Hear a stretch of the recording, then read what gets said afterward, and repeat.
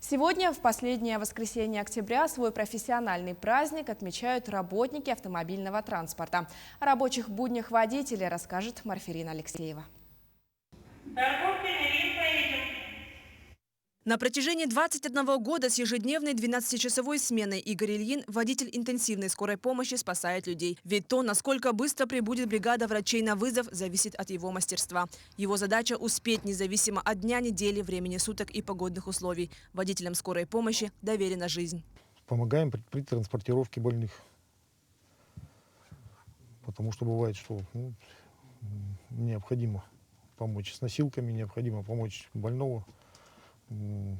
Погрузить носилки, спустить с этажа, в машину закатить. Если больных там доставляем сюда, пациентов, потом как-то уже интересуемся, как что сложилось,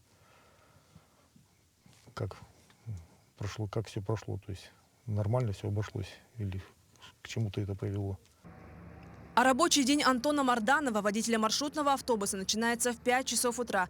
Прежде чем выехать на линию, он подготавливает и заправляет транспорт, проходит медицинское обследование и заканчивается его рабочий день не с последним рейсом, а далеко после. Дезинфекция салона, генеральная уборка и снова медицинский осмотр, заключение о состоянии здоровья. Благодаря работе водителей ежедневно в целости и сохранности добираются до своего пункта назначения более 80 тысяч горожан.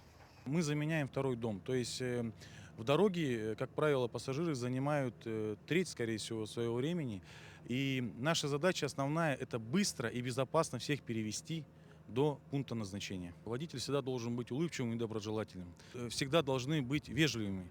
Но пассажиры также должны помнить и понимать, какая значимая роль вообще водителя в жизни любого человека, кто пользуется общественным транспортом. Зимой в климатических условиях Якутии своевременное прибытие автобуса крайне важно. Густой туман и гололед усложняет задачу, но 8-летний стаж дает о себе знать.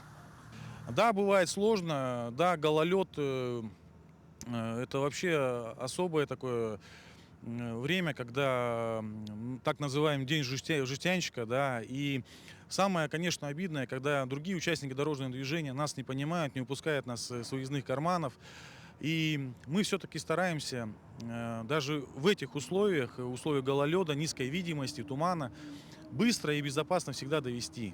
Как бы это ни было, пусть у нас салоны автобусов, нам не получается их переоборудовать до конца, да, то есть поставить дополнительные отопители в связи с новым законодательством, но мы стараемся все равно, чтобы в салонах всегда было тепло.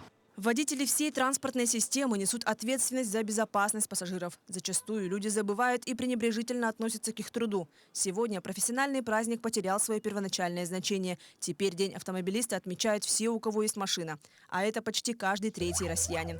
С праздником, профессиональные водители. Марфирина Алексеева, Григорий Григорьев, Якутск.